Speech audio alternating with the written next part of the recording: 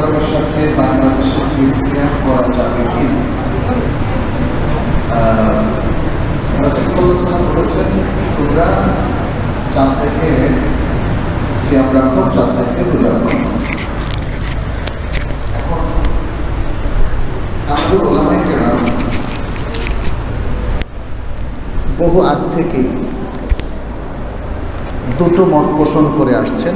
একটা হচ্ছে রিজিওনাল, যেহেতু বাড়ি বাড়িতে তো চাঁদ দেখার প্রশ্ন আসে না, একটা রিজিয়ন অথবা একটা প্রশাসনিক এরিয়া, যেহেতু মুসলিমরা এমারতের আন্ডারেই থাকে, অতএব আমির যদি তাকে একটা বিশাল রিজনের আমির বা খলিফার প্রতিনিধি বলেন চাঁদ দেখা গেছে, তখন তারা সেটা অনুযায়ী আমল করবে। আরেক দল উলামায়ে কেরাম শুরু থেকেই বলেছেন, পৃথিবীর যখনই কোথাও চাঁদ দেখা যায় তখনই সারা বিশ্বে একসাথে ঈদ পালনের কথা বলেছেন। কিন্তু এটা তো একটা সামর্থ্য সাপেক্ষ ব্যাপার। এই শতাব্দী, মানে ধরেন গত 50 বছরে মানুষ এখন দ্রুত খবরটা পায়, আগে কি পেত না। অতএব আবহমান কাল ধরে বিভিন্ন দেশে বিভিন্ন সময়ে সিয়াম রাখা, মানে তারা চাঁদ দেখে নিজেদের এরিয়াতে সিয়াম রাখা শুরু করতো এবং ঈদ করত। এটা আবু কুরাইবের হাদিস আপনারা জানেন, বিখ্যাত হাদিস, সেখানে এসেছে। তো এখন যখন ইন্টারনেটের মাধ্যমে সারা বিশ্বের মানুষ একসাথে জানতে পারছে, এখন হুকুমটা কি, এখন কি একসাথে আমরা করতে পারবো কি না? আমাদের উলামায়ে কেরামের নানা গবেষণা আছে। এখানে শেখ সালেহ বিন উসাইমিনের গবেষণাটা আপনাদের সামনে আমি একটু বলি।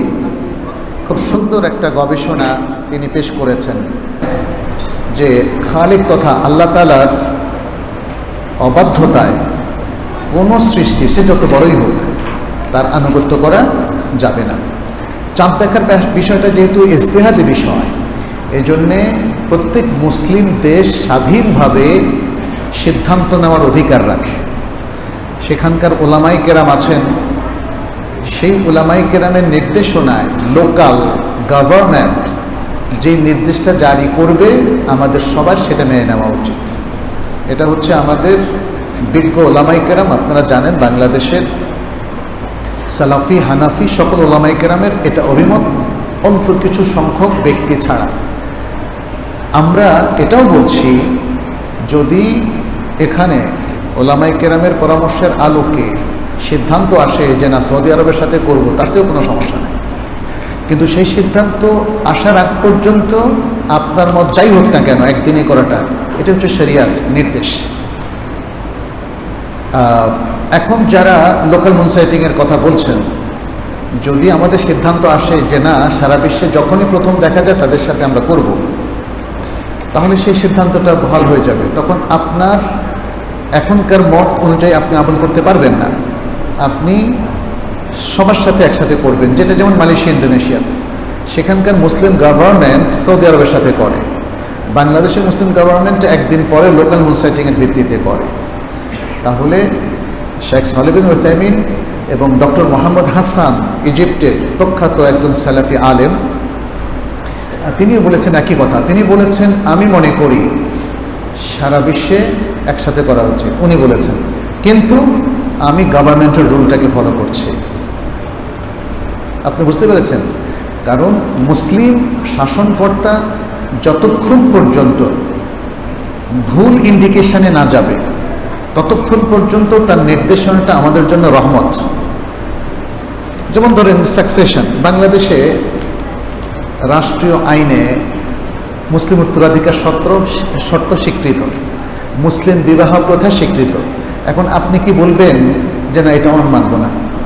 এটা তো উনি তো কোরআনের সাথে এই জায়গায় মুওয়াফাকাত করেছেন, বুঝতে পেরেছেন? অনেকেই প্রশ্নটা তোলে, এই জন্য আমি বললাম আসলে মুসলিম শাসনকর্তা তিনি যতক্ষণ পর্যন্ত ইসলামের সাথে অ্যালাইন করে চলবেন, আপনি সেই নিয়মটা মেনে চলবেন, এতে মুসলিম ঐক্যটা বজায় থাকে। আপনি চিন্তা করেন, গতকালকে সৌদি আরব করলো, তার সাথে 3-4 বাড়ি মিলে করলো, বাকিরা আমরা আজকে করলাম, এটা কি সুন্দর? আর এটাকে একদল মানুষ যেভাবে ইসলামের মৌলিক বিষয় হিসাবে দেখাচ্ছে, ওটা শুদ্ধ নয়।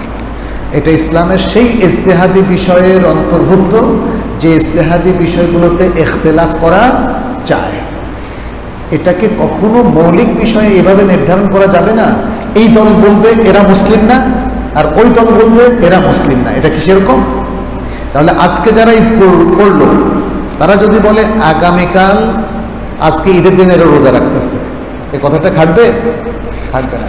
ওরা তো আপনার তাবেদার না, আপনার ফাতাওয়া ওদের জন্য প্রযোজ্য নয়। আর এই জায়গায় আরেকটা জিনিস আমি যেটা বলছি ওটা খেয়াল রাখবেন, সেটা হচ্ছে আপনি বিচ্ছিন্নভাবে একটা ঈদের জামাত করার অধিকার রাখেন কিনা, শরিয়া আপনাকে পারমিশন দেয় কিনা, আপনি যে পক্ষেরই হন না কেন, লোকাল মুনসাইটিংয়ের লোক হন বা ইন্টারন্যাশনাল মুনসাইটিংয়ের লোক হন। কারণ ইন্দোনেশিয়া গেলে আপনি লোকাল মুনসাইটিংয়ের লোক, সেখানে আপনার অনুযায়ী লোকাল গভর্নমেন্ট কিন্তু ফতোয়া দেয় না, সেখানে আপনি হচ্ছেন বিচ্ছিন্নতাবাদী। আর এখানে বিচ্ছিন্নভাবে আমল করছে তারা যারা সৌদি আরবের সাথে আপনার ঈদ করছে। অতএব এই জায়গায় প্লিজ সতর্ক হন, ইসলামের মূল এসেন্সটা বোঝার চেষ্টা করেন। মুসলিম বৃহত্তর ঐক্যটা বেশি প্রয়োজন। আপনি আজকে ভুলভাবে ঐক্যকে চিহ্নিত করছেন। এখানে আমাদের ওলামায়ে কেরাম দেখেন, এখানে বড় বড় হানাফি মুফতি এবং জামিয়াত আহলুল হাদিস সহ বড় বড় প্রতিষ্ঠান তারা লোকাল মুনসাইটিংয়ের ভিত্তিতে করে কিনা বলেন? তাহলে আপনি বিচ্ছিন্ন হচ্ছেন কেন? আপনি বিচ্ছিন্ন হচ্ছেন কেন? আপনি আলাদা করে একটা সামাজিক ইবাদতকে পরিপালন কেন করছেন? আর আপনি বলছেন সারা বিশ্বের মুসলিমরা যদি একদিনে ঈদ করে তাহলে সারা বিশ্বের মুসলিম ঐক্যবদ্ধ হয়ে যাবে। এটা কি সত্য? শুধু চাঁদ দেখার ভিত্তিতে ঐক্যবদ্ধ হলে তারা আসলে মতের মিল হয়ে যাবে? এখনো আকীদাগত পার্থক্য প্রচন্ড না? আল্লাহ, বাংলাদেশে দেখবেন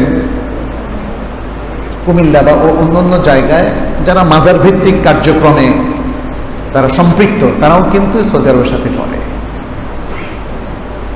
তাহলে ঐক্যটা কি চাঁদ দেখার ভিত্তিতে হবে না আকীদার ভিত্তিতে হবে? ঐক্যটা কি তৌহিদের ভিত্তিতে, ইমানের ভিত্তিতে হবে, নাকি জাস্ট ছোট্ট একটা ফিকহি আমলের ভিত্তিতে হবে? এটা বুঝতে হবে, এটা বুঝতে হবে। ভুলভাবে ব্যাখ্যা করবেন না। ভুলভাবে ব্যাখ্যা করলে উম্মাহ ভুল ডিরেকশনে যাবে। আমাদের বড় বড় ওলামায়ে কেরাম চাঁদ দেখা নিয়ে যে কথাগুলো বলছে সেটা পড়েন, সেটা শোনেন। আজকাল কে কি বলছে এটা নিয়ে আমরা এত কনসার্ন হচ্ছে, এটা ঠিক না। আর মনে রাখবেন, এদেশের মেইন স্ট্রিমের ওলামায়ে কেরাম যে সিদ্ধান্ত নেয়, আপনার পছন্দ না হলে তাদেরকে অনুসরণ করবেন। উলুল আমর হচ্ছে ওলামায়ে কেরাম, উলুল আমর হচ্ছে ওলামায়ে কেরাম। তারাই কোরআন সুন্নাহর সঠিক পথের ধারক বাহক, অন্যরা না। অতএব ওলামায়ে কেরামের সিদ্ধান্তটা আপনারা ফলো করবেন। এটা একটু বড় করলাম, কারণ একটু বড় না করলে বোঝা যায় না। যে ইমাম তাবিজ বিক্রি করেন, নিজে স্বীকার করেছেন তার ইমামতিতে নামাজ পড়া ঠিক হবে কি না। তাবিজ কেন বিক্রি করেন? এখানে তার আকীদাগত বড় ত্রুটি আছে, তাকে সংশোধন করেন। আকীদাগত ত্রুটিগুলো আসলে এটা দ্রুত সংশোধন হওয়া দরকার। রাসূলুল্লাহ সাল্লাল্লাহু আলাইহি ওয়াসাল্লাম তাবিজ ব্যবহার করাটাকে শিরক বলেছেন। এটা কখনো ছোট শিরক হতে পারে, কখনো বড় শিরকও হতে পারে। যদি কেউ মনে করে যে এই তাবিজের ওয়াসিতায় আল্লাহ তার ভালো করছে, তাহলে এটা ছোট শিরক। আর যদি কেউ মনে করে যে তাবিজের মাধ্যমে তার ভালো মন্দ হচ্ছে, তাহলে এটা বড় শিরক। সুতরাং যারা তাবিজ বিক্রির সাথে জড়িত, যদিও একটা মত আছে, কিছু উলামায়ে কেরাম বলেন তাবিজে কোনো সমস্যা নেই, কিন্তু মনে রাখবেন সকল মতভেদ গ্রহণযোগ্য নয়। কেউ যদি বলেন কোরআনের সূরা ইখলাস নিয়ে আমার সন্দেহ আছে, তাহলে কি আমরা বলবো আচ্ছা যেহেতু তার সন্দেহ আছে তাহলে তো একটা ইখতিলাফ হয়ে গেল, সমস্যা নাই? বলবো সমস্যা নেই? সমস্যা আছে। আল্লাহ আসমানে আছেন, এটা কার কথা? আল্লাহর কথা। এবং আর কার কথা? রাসূলুল্লাহ সাল্লাল্লাহু আলাইহি ওয়াসাল্লামের কথা। অসংখ্য কোরআনের আয়াত হাদিস, এখানেও ইখতিলাফ গ্রহণযোগ্য না। এখানেও আমরা দেখি ফেসবুকে অনেকে বলে আমাদের এই মত। আরে বাবা, আল্লাহ কি আপনার মতে চলেন? আল্লাহ তো আল্লাহর মতোই চলেন। এখন আল্লাহ যে তথ্যগুলো দিয়েছেন সেটাকে আপনি অপব্যাখ্যা করে ভিন্ন মত বানাচ্ছেন, এটা গ্রহণযোগ্য না, এটা গ্রহণযোগ্য না।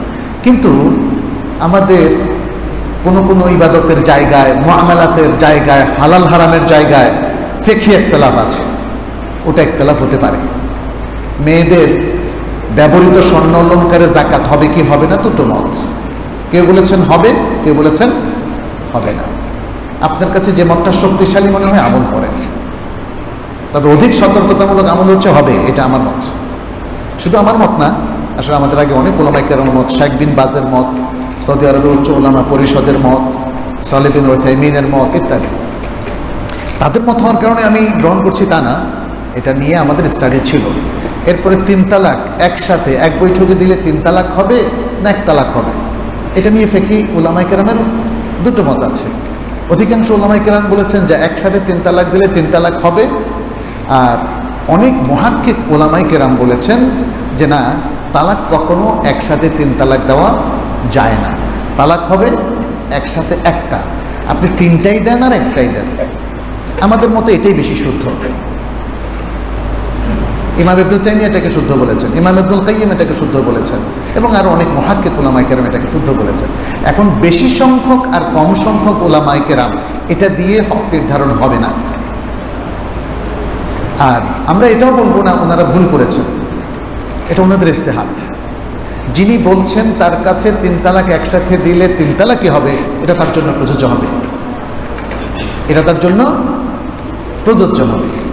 কিন্তু উনি যদি বলেন সর্বনাশ, আপনারা 3 তালাককে 1 তালাক বানিয়ে ফেলেছেন, এটা তো জেনা হয়ে যাবে, এই ফতোয়া দেওয়া তার জন্য জায়েজ হবে না। কারণ এখানে দুজনের ইজতিহাদ ভিন্ন, আমাদের ইমামদের ইজতিহাদ ভিন্ন, এবং হাদিসে স্পষ্ট বলেছে 3 তালাক রাসূল সাল্লাল্লাহু আলাইহি ওয়াসাল্লামের যুগে 1 তালাক ছিল, আবু বকর রাদিয়াল্লাহু তাআলার সময় 1 তালাক ছিল, ওমর ইবনুল খাত্তাবের প্রথম 2 বছর 1 তালাক ছিল। তা হাদিস তো আছে। আপনি বেশি সংখ্যক উলামায়ে কেরামের দলিল দেখিয়ে আসলে সাব্যস্ত করা যাবে না, এটা হচ্ছে শক্তিশালী। আচ্ছা ওকে, আপনার কাছে যেটা শক্তিশালী মনে হয় আমল করেন, সমস্যা তো নেই। কিন্তু আমি বুঝাতে পেরেছি কিনা, এক ধরনের হুকুম আছে যেখানে দ্বিমত করার সুযোগ নাই। 5 ওয়াক্ত নামাজ, আপনি যদি বলেন আমার কাছে মনে হচ্ছে 3 ওয়াক্ত, যেমন শিয়ারা বলে। এখন দেখলাম ইউটিউবের মধ্যে কেউ কেউ বলে সালাত হচ্ছে দায়নি সালাত, 5 ওয়াক্ত সালাত না, দায়নি সালাত। সে দেখ মৌলভী সাহেব বলতেছে, একদম দেখতে আমার আপনার মতো। সালাত কিন্তু মেরাজে ফরজ হয় নাই, হয়েছে হিজরি 3য় সালে, বলতেছে। কি বিভ্রান্তি আমাদের সামনে আসতেছে। ভাই, যে জিনিসটা সেটেলড ওইটা নিয়ে আর আপনারা ঝগড়া করেন না। আমাদের ওলামায়ে কেরাম যেগুলো নিয়ে কিছু ইখতিলাফ করেছে, একটা নিয়ম বলে দেয়, আপনি যদি আলেম হন তাহলে যাচাই বাছাই করে যেটা শক্তিশালী সেটা মানেন, আর আপনি যদি লেম্যান হন, সাধারণ জেনারেল শিক্ষিত হন, তাহলে যে আলেমকে আপনার বিশ্বস্ত মনে হয়, সত্যিকার মুহাক্কিক আলেম, আপনি তাকে ফলো করেন দলিল ভিত্তিক ফলো করেন।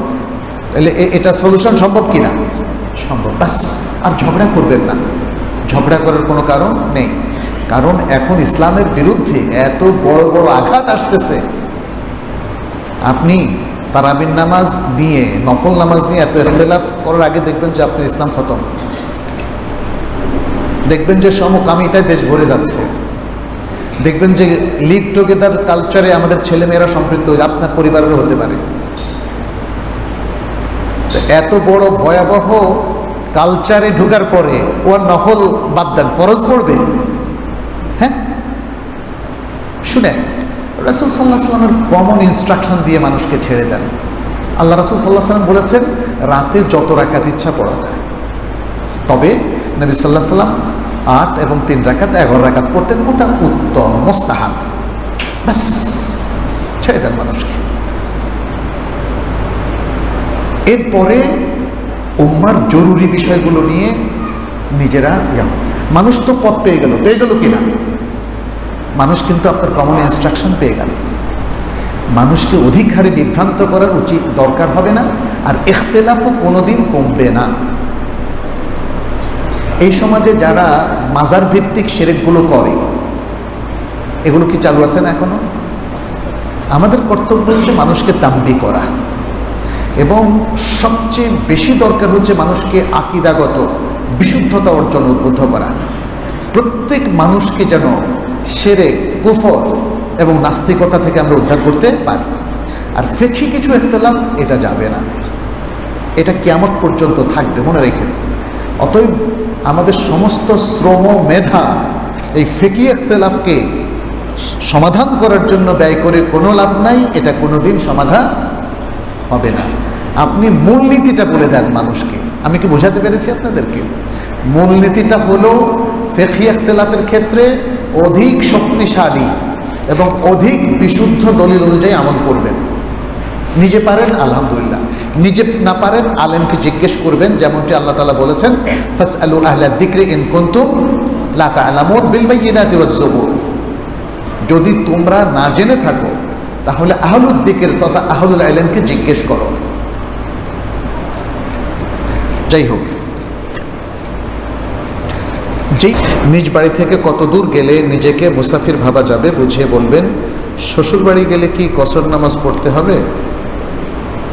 এটা নিশ্চয় একজন ভাই করেছেন, তাই না? সফরের দূরত্বে গেলে মুসাফির হবেন। আমি এক জায়গায় দেখলাম একজন বলেছে নিজ বাড়ি থেকে বের হলেই মুসাফির। এটা শুদ্ধ না।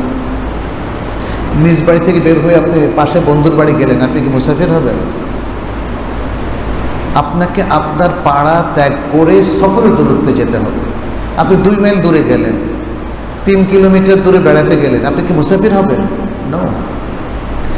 মুসাফির হওয়ার দূরত্ব কতটুকু এটা নিয়ে ইখতিলাফ আছে, কিন্তু 3-4 মাইল 10 মাইল এটা নয়। সাধারণত নিজের জনপদ ছেড়ে অন্য জনপদে যদি যান তাহলে এটাকে সফর বলে। উলামায়ে কেরাম একদল গবেষণা করে, এর মধ্যে সৌদি আরবেরও অনেক উলামায়ে কেরাম আছেন, তারা বলেন যে 48 মাইল বা প্রায় 80 কিলোমিটার। এটাও খুব শক্তিশালী একটা মত।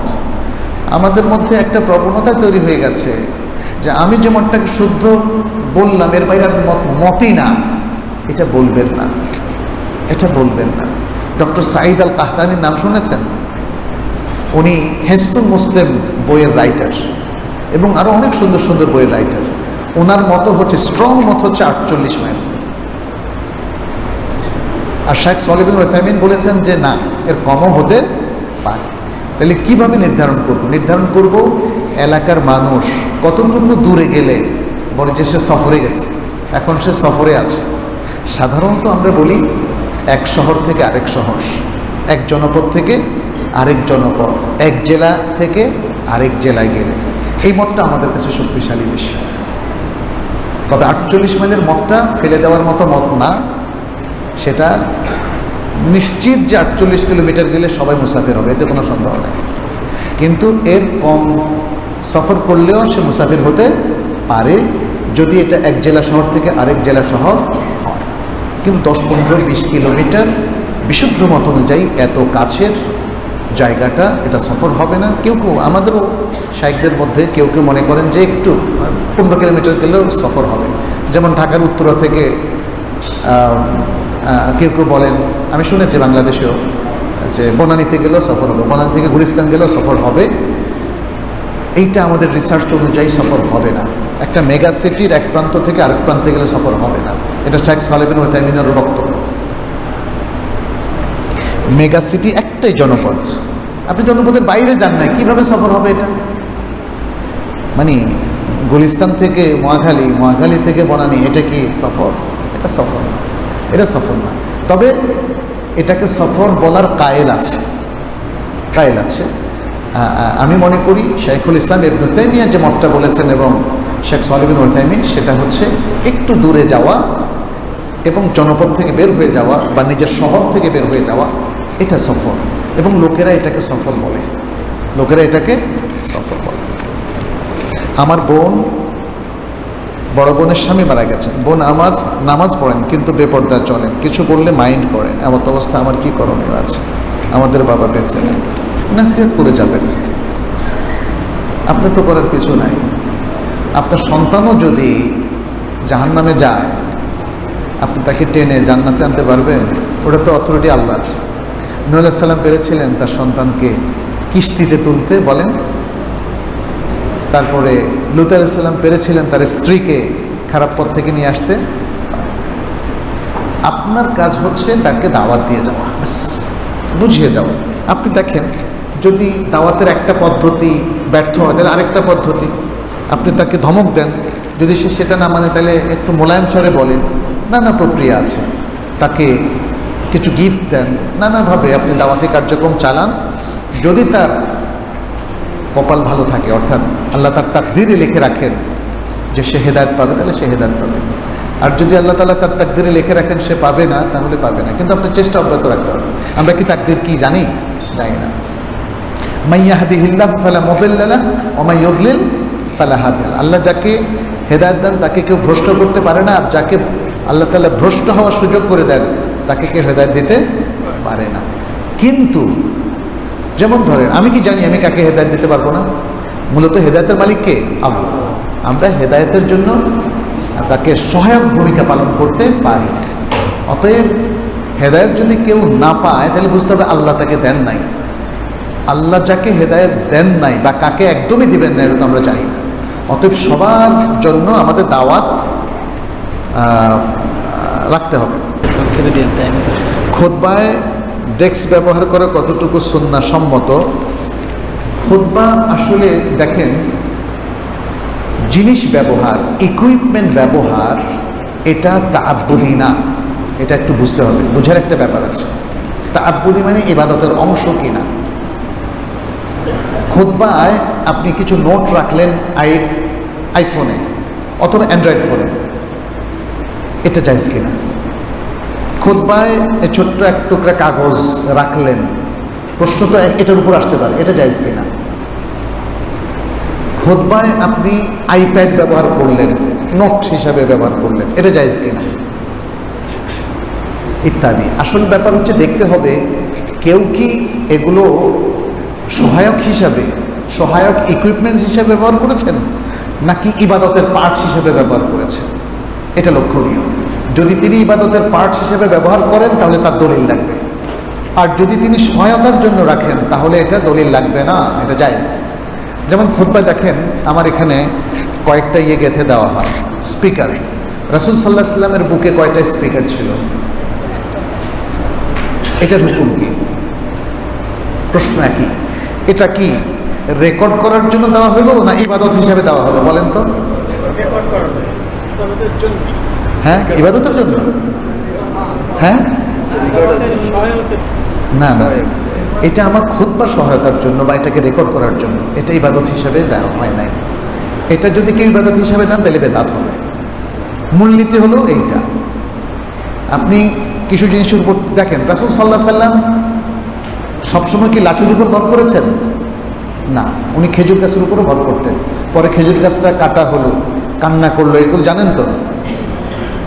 খেজুর গাছ একটা পুঁতে ফেলেন এখানে, কোথাও তো খেজুর গাছের পর্যন্ত দেখতে পাচ্ছি না, এমনকি মক্কায়ও নাই, মদিনা। অথচ রাসূল সাল্লাল্লাহু আলাইহি ওয়াসাল্লাম খেজুর গাছ ছিল। রাসূল সাল্লাল্লাহু আলাইহি ওয়াসাল্লাম ঈদের সালাতে টেক রেখেছেন একজন সাহাবীর উপরে। এখন যদি আমি সাহাবীর উপরে বা কোনো ব্যক্তির উপর না রেখে লাঠির উপরে রাখি, কোনো সমস্যা আছে? সমস্যা নেই। এই জিনিসগুলো একটু বুঝতে হবে। আপনাকে দেখতে হবে যে কোনো ব্যক্তি এটা ইবাদত হিসেবে পালন করছে নাকি তার সহায়তার জন্য, একটা জিনিস সুন্দর করে আদায় করার জন্য। তাহলে সেটা কখনো বেদাত হবে, কখনো বেদাত হবে না। একজন বিশ্ববিদ্যালয়ের ছাত্র আমি, কিভাবে লেখাপড়া ভালো করা যায়, কিভাবে পড়লে দিনের জ্ঞান রপ্ত করা যায় জানতে চাই। আমাদের কনসেন্ট্রেশনটা বাড়াতে হবে। যারা আমরা ছাত্র, মনোযোগ বাড়াতে হবে। মনোযোগ বাড়ানোর জন্য সবচেয়ে মোক্ষম হচ্ছে আল্লাহর সাথে রিলেশন বৃদ্ধি করা, গভীর রাতে সালাত পড়া। যেই ছাত্র আল্লাহর সাথে রিলেশন যত বেশি বাড়াবে তার বারাকা তত বেশি হবে। তার মনোযোগ বাড়ানোর দ্বিতীয় পন্থা হচ্ছে পাপ বর্জন করা। যেই ছাত্র যত পাপ বর্জন করবে তার মনোযোগ তত বেশি বাড়বে। আমি সৌদি আরবে আহমদ আল জাসের একজন বিখ্যাত কবি ছিলেন, তার আলোচনা শুনেছিলাম।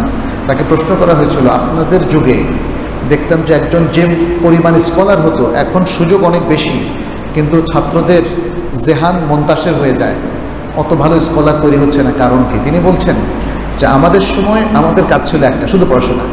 আর এখনকার ছাত্ররা আড্ডা দেয়, ফুটবল খেলা দেখতে যায়, ক্রিকেট খেলা দেখতে যায়, টিভি সেটের সামনে বসে, ইন্টারনেটের সামনে বসে, রেডিওর গান শুনে। তো তার কিছু কাজ আছে যেটা বরকত নষ্ট হয়ে যায়, কিছু কাজ আছে তার মনোযোগ নষ্ট হয়ে যায়, কিছু কাজ আছে তার সময় নষ্ট হয়ে যায়। তাহলে একটা বরকত নষ্ট, সময় নষ্ট, আর আরেকটা হলো মানে এভাবে কি বলে পাপের মাধ্যমে মানে তাহলে তার জিনিসটা স্ক্যাটার্ড হয়ে যায়, ফলে তার আসলে মনোযোগ বসে না। এখন দেখেন অধিকাংশ ছাত্র, আজকে একটা ক্রিকেট খেলা আছে, সে কিন্তু কালকে পরীক্ষা, আর দত্তরির পরীক্ষা বা ক্রিকেট খেলা দেখবে, আছে না ফ্যাসিনেশন। এবং আরও ভয়ঙ্কর বিপদ হচ্ছে আজকে অ্যান্ড্রয়েড ফোন, এগুলো অ্যাভয়েড করতে হবে। তাহলে ছাত্রদের আল্লাহ অভিমুখী যত হবে তত সে পাপ থেকে মুক্ত থাকবে। ইমাম শাফি রাহমাহুল্লাহ তিনি তার ওস্তাদ ওয়াকিলকে জিজ্ঞেস করেছিলেন যে আমার মনে থাকে না। আসলে ইমাম শাফি যখন মনে থাকে না, বুঝতে হবে আসলে মানে আমাদের মতো না, আমাদের মনে থাকে না এটা ঠিক, কিন্তু ইমাম শাফি পৃথিবীর ক্ষণজন্মের মানুষদের একজন যার অনেক বেশি মনে থাকে। তারপরেও বুঝছেন না, প্রত্যেকে তার লেভেলে কথা বলে। উনি এক্সপেক্ট করছিলেন যে আমার আরও বেশি মনে থাকা উচিত। তখন ওয়াকিলকে বলেছিলেন যে আমি কি আমল করতে পারি? উনি বললেন যে পাপ বর্জন করো, পাপ বর্জন করলে আপনার মনোযোগের শক্তি বাড়বে, ইবাদত করলে মনোযোগের শক্তি বাড়বে। আর আপনি কোয়ান্টাম মেথড করলে আসলে এগুলো বাড়বে না, এগুলো একটা মাইন্ড সেটিং। আমাদের ইসলামের এই কাজগুলো, এই যে কোরআন পড়া মনোযোগ দিয়ে, সালাত পড়া মনোযোগ দিয়ে, ভোরে উঠে যাওয়া, না ঘুমানো, গভীর রাতে জাগা, এগুলোর মাধ্যমে মনোযোগ বাড়ে। ছাত্ররা যদি এটা রপ্ত করতে পারে তাহলে সে ছাত্র সেরা ছাত্র হবে, কোনো সন্দেহ নাই। এই জায়গায় আসলে আমাদের মসজিদগুলো সাহায্য করা উচিত। ছাত্রদেরকে মসজিদের সাথে কানেক্টেড করবেন, ওদেরকে এখানে আসবেন, ওদেরকে অনেক ফ্যাসিলিটি দিবেন যেন তারা এখানে বসে পড়তে পারে। আমি মদিনা ইউনিভার্সিটিতে দেখেছি, সুবহানাল্লাহ, পরীক্ষার আগে অধিকাংশ ছাত্র মসজিদের আঙ্গিনায়, মসজিদের পাশের বাগানে বসে পড়ত, নিজের রুম বাদ দিয়ে। অনেক ছাত্রকে আমি নিজে দেখেছি দাঁড়িয়ে দাঁড়িয়ে হেঁটে হেঁটে মুখস্থ করতেছে, লাইট পোস্টের নিচে সে পড়ছে। তো সুতরাং মানে আমাদেরও মসজিদের মতো পবিত্র জায়গাগুলোতে, আল্লাহর ঘরে ছাত্রদের আসার ফ্যাসিলিটি যদি বাড়িয়ে দিতে পারি তাহলে আশা করা যায় যে তাদের সুবিধা হবে। আচ্ছা, ফিতনা থেকে, আমি একজন বিশ্ববিদ্যালয়ের স্টুডেন্ট, ফিতনা থেকে বাঁচার জন্য বিয়ে করতে চাচ্ছি। বিয়ের ক্ষেত্রে কোন আকীদার মেয়ে বিয়ে করব? সালাফি আকীদার না হলে কি বিয়ের পরে সমস্যা হবে? বিয়ের ক্ষেত্রে সবসময় সবচেয়ে ভালো মেয়ে, দিনদার পাত্রী কাকে বলে, তাকে আপনি চুজ করবেন, যার ঈমান আছে, যে সহি আকীদার ফ্যামিলিতেও অনেক দেখবেন যে সবাই কিন্তু পুরো এলেমটা অর্জন করতে পারে না, কিছু ঘাটতি থাকতে পারে, কিন্তু আপনাকে অন্তত এতটুকু নিশ্চিত করতে হবে যে সে সহি আকীদার সাথে সে বিরোধী হবে না, সে কোরআনকে পছন্দ করবে, সে হাদিসকে পছন্দ করবে, সে পর্দাকে পছন্দ করবে, সে দ্বীনকে পছন্দ করবে। এটা তো দিনদারি না? আর সহি আকীদার নলেজ কার কত বড়, এটা পড়ার সাথে রিলেটেড। একজন ব্যক্তি সহি আকীদার ফ্যামিলিতে জন্মগ্রহণ করলেই আলেম হয়ে যায় না, এটা মনে রাখতে হবে। এটা আপনার অর্জনের সাথে রিলেটেড। অতএব মানে একজন মেয়ে তার সব আকীদার পয়েন্ট জানা থাকতে হবে, এই শর্তটা আরোপ করলে আপনি বিয়ে করতে পারবেন কি না সন্দেহ আছে, তাই না? অজুর পর শিশু বাচ্চার লজ্জাস্থানে হাত লাগলে কি অজু ভেঙে যাবে? এই ব্যাপারে বিশুদ্ধ মত হচ্ছে নিজের লজ্জাস্থান হোক আর শিশু বাচ্চার, যদি কেউ কারো লজ্জাস্থানে হাত লাগার কারণে কোনো আড়াল ছাড়া সরাসরি হাত লাগার খানে সে শারীরিকভাবে উত্তেজিত না হয়, এক্সাইটেড না হয়, তাহলে তার অজু যাবে না। এটাই বিশুদ্ধ মত, এটা শাইখ সালেহ বিন উসাইমিনের মত। কারণ দুই ধরনের হাদিস আছে, তো এর মধ্যে বিশুদ্ধ মত হচ্ছে যদি কেউ নিজের লজ্জাস্থান বা শিশুর লজ্জাস্থানে হাত লাগার কারণে তার শারীরিক উত্তেজনা তৈরি হয়ে গেলে অজু চলে যাবে, তখন তাকে আবার অজু করতে হবে, লজ্জাস্থানও ধৌত করতে হবে।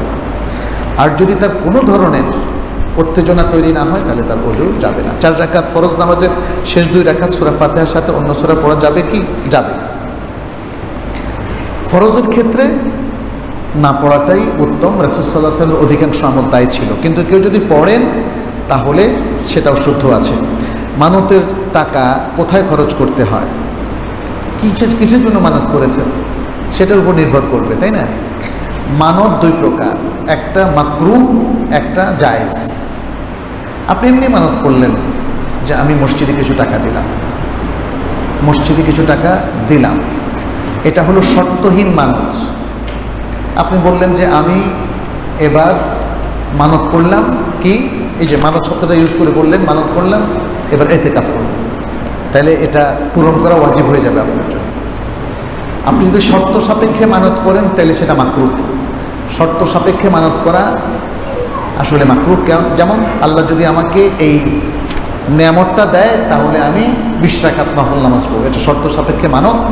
তার মানে যদি আল্লাহ এই নেয়ামতটা না দেয় তাইলে কি পড়বো না, পড়বো না। তা আল্লাহর সাথে এরকম একটা শর্ত করলেন, এটা সুন্দর না, এই জন্য মাকরুহ। কিন্তু যদি মানত করে ফেলেন আর শর্ত পূরণ হয় তখন মানতটা পূরণ করা ফরজ, আর শর্তহীন মানত পূরণ করাও ফরজ। এই তো আপনি আচ্ছা মানতের টাকা যে জন্য মানত করেছেন, যদি বলেন যে মসজিদে দেবেন বলে মানত করেছেন, মসজিদে দিতে হবে। মসজিদের কনস্ট্রাকশন, মসজিদের অজুখানা দেওয়ার মানত করলে অজুখানা দিতে হবে, এতিমখানা দেওয়ার মানত করলে এতিমখানায় দিতে হবে। আচ্ছা, আমি দীর্ঘদিন যাবৎ কর্মসংস্থানের কষ্টে ভুগছি।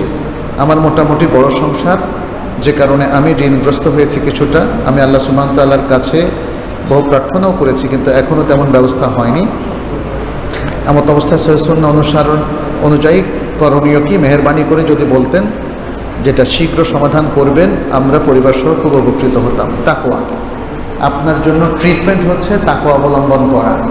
ওমান ইয়াত্তাকিল্লাহা ইয়াজআল লাহু মাখরাজা ওয়া ইয়ারযুকহু মিন হাইথু লা ইয়াহতাসিব। যে ব্যক্তি তাকওয়া অবলম্বন করে প্রত্যেকটা কাজে, এই যেমন আপনি ইমানের সাথে থাকবেন, আল্লাহর উপর তাওয়াক্কুল রাখবেন আর তাকওয়া অবলম্বন করবেন এই কষ্টের সময়, তাহলে আল্লাহ একটা উপায় খুলে দিবেন এবং এমন জায়গা থেকে রিজিক দিবেন যা আপনি ভাবতেও পারেন।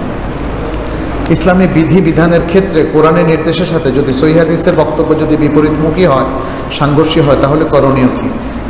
কোরআনের বিধিবিধানের সাথে কোনো সহিহ আকীদার একটা সংঘর্ষও নাই। এটা মানুষ বানিয়ে বলে, এটা হাইপোথিসিস। ইমাম ইবনে তাইমিয়া রাহমাহুল্লাহ পৃথিবীর সবচেয়ে বড় গবেষকদের একজন, মুসলিম উম্মার, তিনি বলেছেন কোরআন তো পুরোটাই সহিহ। এই সহিহ কোরআনের সাথে সহিহ হাদিসের কোনো বিরোধ নাই, যদি থাকে দেখান। আমি ইউনিভার্সিটির এক্স স্টুডেন্ট, এক স্টুডেন্ট নাকি এক্স স্টুডেন্ট, আচ্ছা যাই হোক, আমার প্রশ্ন হলো কবর উঁচু করে বাঁধানো নিয়ে। কবর উঁচু করে ভেঙে ফেলতে হবে, এই হাদিসগুলোর ব্যাখ্যা অনেকে বলেন শুধু মুশরিকদের কবর নয়, সব কবর, কোনো কবরই উঁচু করা যাবে না এবং কবরের উপর সৌধও তৈরি করা যাবে না, দেয়ালও তোলা যাবে না। অনেকগুলো হাদিস আছে এখানে।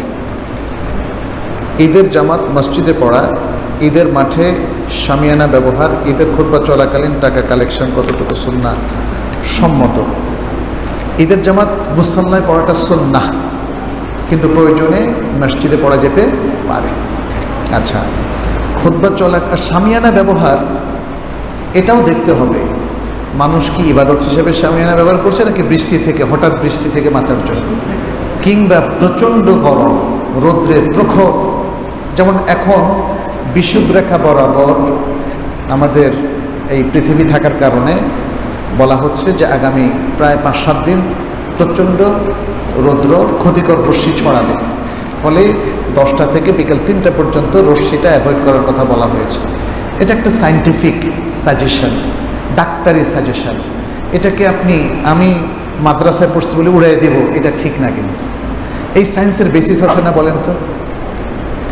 আমি বিদেশে অবস্থানকালে দেখেছি, একসময় আমরা জানতাম যে এই যে আবহাওয়া অফিস থেকে ভবিষ্যৎবাণী করে, এটা ইসলামের সাথে সাংঘর্ষিক। এখন আমি মনে করি না, কারণ আবহাওয়ার দেখেন ওরা সবসময় সম্ভাবনার কথা বলে, এক। দ্বিতীয়ত ওটা সায়েন্টিফিক ক্যালকুলেশন, সায়েন্টিফিক রিসার্চের বেসিসে তারা বলে। কারণ এর বহু প্রমাণ পেয়েছি আমি শীতপ্রধান দেশগুলোতে অবস্থানের সময়। কখনো কখনো দেখেছি আজকে সানি ডে, একদম রৌদ্র, উজ্জ্বল রৌদ্র, বলছে আগামীকাল সকালে -25 হবে। আমি বললাম যে এটা কীভাবে সম্ভব, এবং পরের দিন সকালে দেখলাম -25, বরফ আর বরফ। তাহলে কি বলবো যে আল্লাহর সাথে সে চ্যালেঞ্জ করেছে? না, এটা একটা সায়েন্স। এতদিন আমরা জানতাম না, এখন মানুষ জানে। সে আবহাওয়ার আগাম একটা বার্তা নিতে পারে। কিন্তু আল্লাহ চাইলে তো ওইটাকেও বাতিল করে দিতে পারেন না? সেই জিনিসটা তো আমার জানা নাই। আমি সায়েন্টিফিক ক্যালকুলেশন করে যে বার্তাটা পেলাম আগামী 10 দিন পরে আবহাওয়াটা কি হবে, সেটা ভুলও হতে পারে, কারণ আল্লাহ ইনস্ট্যান্টলি ওটাকে বাতিল করে দিতে পারে। আল্লাহ করবেন কি করবেন না এটা তো আমি জানি না, ফলে আমরা কেউ বলতে পারবো না ওটা ঘটবেই। এই জন্য দেখেন আবহাওয়ার বার্তাগুলো সম্ভাবনা রয়েছে এটা বলে, কিন্তু অধিকাংশ ক্ষেত্রে দেখা যায় যে আল্লাহ তো সিস্টেমটা মুহূর্তে মুহূর্তে পাল্টে দেন না। আল্লাহর সিস্টেমটা অধিকাংশ সময় তিনি ঠিক রাখেন, আর কিছু জায়গায় তিনি পরিবর্তন করে নিজের কুদরত প্রমাণ করেন, তাই না? এটা আমাদেরকে মনে রাখতে হবে। অতএব এই বিষয়গুলো শামিয়ানা টাঙানো, এই বিষয়গুলো সাথে বেদাতকে হরদম সে রিলেট করা এটা ঠিক হবে না। এটা যদি জাগতিক প্রয়োজনে হয় তাহলে এটাকে জায়েজ বলতে হবে। আপনার বাসাটা আর রাসূল সাল্লাল্লাহু আলাইহি ওয়াসাল্লামের বাসাটা একরকম কিনা এখানে বলেন। এখানে তো অনেক ভালো মানুষরা আছেন। রাসূল সাল্লাল্লাহু আলাইহি ওয়াসাল্লামের দাঁড়ালে ওনার মাথার সাথে ছাদটা লেগে যেত, আর ঘুম থেকে উঠলে পিঠে চাটাইয়ের দাগ লাগতো। আপনাদের কয়জনের লাগে? তাহলে কি বলবো আপনি রাসূল সাল্লাল্লাহু আলাইহি ওয়াসাল্লামের বিরোধী? শুনেন, জাগতিক অনেকগুলো বিষয় আছে, এগুলোকে ইবাদতের সাথে কিয়াস করবেন না। আমাদের এই যে লাঠি ধরার বিষয়টা, শেখ বিন বাজকে প্রশ্ন করা হয়েছিল জুমার দিন লাঠি ধরা এটা সুন্নত কিনা, উনি বলছেন না, তবে এটা জায়েজ আছে। রাসূল সাল্লাল্লাহু আলাইহি ওয়াসাল্লাম দাঁড়াতে সুবিধার জন্য ভর দিয়েছেন, কখনো লাঠি ব্যবহার করেছেন, আমরা তাকে অনুসরণ করছি। রাসূল সাল্লাল্লাহু আলাইহি ওয়াসাল্লামের কিছু কিছু আমল আছে, এটাকে আরবদের অনেক স্কলার ওইভাবে সুন্নাহ বলেন না, তবে তাকে অনুসরণ করার কারণে এটা উত্তম বলেন। যেমন পাগড়িটাও আরব দেশের লোকেরা বলেন এটা আরবদের আদাত, তবে রাসূল সাল্লাল্লাহু আলাইহি ওয়াসাল্লাম কখনো কখনো পাগড়ি ব্যবহার করার কারণে প্রমাণিত হয়েছে যে এটা একটা ভালো আদত। লাঠি রাসূল সাল্লাল্লাহু আলাইহি ওয়াসাল্লাম কখনো কখনো জুমায় ব্যবহার করার কারণে বোঝা গেছে যে এটা করা যেতে পারে। যখন আপনার প্রয়োজন হবে আপনি লাঠি ব্যবহার করবেন। এই জন্য শাইখ বিন বাজকে যখন প্রশ্ন করা হলো, উনি বললেন লা বা'সা বিহা, জুমার দিন লাঠি ব্যবহার করাতে কোনো অসুবিধা নাই। খেয়াল করে দেখেন উনি কিভাবে জবাবটা দিয়েছেন। কিন্তু আপনি যদি এটাকে এমন বড় সুন্নাহ হিসাবে নির্ধারণ করেন যে কখনোই লাঠি ছাড়া আপনি দাঁড়াবেন না, তাহলে কিন্তু এখানে অবজেকশন আসতে পারে। মহিষ খাওয়া কি জায়েজ আছে? অবশ্যই জায়েজ আছে। মহিষ হচ্ছে বাকার বা গাভী গরুর শ্রেণীভুক্ত, অতএব মহিষকে আলাদা একটা শ্রেণী এটা বলা যাবে না। যাই হোক, এতটুকু প্রশ্নের পরে আমি জাস্ট দুটো কথা বলে শেষ করছি যে আসুন আমরা জ্ঞানমুখী হই। ইসলামের এসেন্সটা হচ্ছে এলেম, একাডেমিক নলেজ, আবেগ অনুভূতি, এগুলোকে এলেমের সাথে রাখতে হবে, এলেমের পেছনে। লাস্ট একটা কথা বলি, সেটা হচ্ছে আমাদের দুটো জিনিস আছে। একটা হলো এলেম। এলেমটা কোথায় পাই আপনি বলেন তো? আপনারা বলেন এলেমটা কোথায় পাই? কোরআন হাদিস। আচ্ছা, আরেকটা জিনিস আছে আকল। আকলটা কোথায় পাই? আকলটা কোথায় পাই? আমাদের যে আকল, বুদ্ধি, বিবেক, এটা কোথায় পাই? এটা আমাদের মাথা এবং হার্ট, এ দুটো সংমিশ্রণ। হার্ট ঠিক থাকলে, আকল ঠিক থাকলে তখন আপনার বুদ্ধিটা ঠিক থাকে। হার্ট নষ্ট হলে এই আকলটা কাজ করে না, আর মাথাও ঠিক না থাকলে হার্টটা কাজ করে না। খেয়াল রাখবেন। এই জন্য কোরআন কখনো কখনো যখন কালব বলেছে, অনেক মুফাসসিরিন কেরাম বলেন কালব দিয়ে আকলকে বোঝানো হয়েছে। তাইলে আকল এবং কালব এটা হচ্ছে আমাদের হিউম্যান বডির পার্ট। আমাদের আকলটা আমাদের শরীরে, আমাদের কালবটাও আমাদের শরীরে। এলেমটা কিন্তু আমাদের শরীরে নাই। এলেমটা কোথায়? কোরআন সুন্নাহ। আকলটা প্রয়োজন আছে কি নাই? আছে। আকল ছাড়া চলতে পারবো? চলতে পারবো না। তাহলে আমাদের এলেমও লাগবে, আকলও লাগবে। এলেমও লাগবে, আকলও লাগবে। কিন্তু কে কাকে শাসন করবে? এলেম আকলকে শাসন করবে নাকি আকল এলেমকে শাসন করবে বলেন তো? এলেম আকলকে শাসন করবে। আপনার আকল যত বড় ব্যক্তি আপনি হন না কেন, আপনাকে চলতে হবে কোরআন সুন্নাহ ভিত্তিক। কোরআন সুন্নাহ আপনাকে শাসন করবে। আপনি যত বুদ্ধিমানী হন না কেন, যত প্রভাবশালী হন না কেন, আপনাকে শাসন করবে কে? কোরআন সুন্নাহর এলেম। এটা মনে রাখবেন, কখনো পথ হারাবেন না। আর যদি কখনো মনে করেন আপনার আকল কোরআন সুন্নাহকে শাসন করবে, তখন বলবেন বুখারী বাতিল, বুখারীর এই হাদিস মানি না, মুসলিমের এই হাদিস মানি না, কোরআনের এই আয়াতের ব্যাখ্যা এতদিন যারা করছে আগের সাহাবায়ে কেরাম সহ এরা সব ভুল করছে, আমি ঠিক করছি। আপনি বুঝতে পেরেছেন? আকলকে যারা পরিচালক বানিয়েছে তারা পথ হারিয়েছে, আকলকে যারা পরিচালক বানিয়েছে তারা পথ হারিয়েছে, এটা নিশ্চিত। আকলকে যারা পরিচালক বানাবে তারা এখনো পথ হারাবে, এটা নিশ্চিত।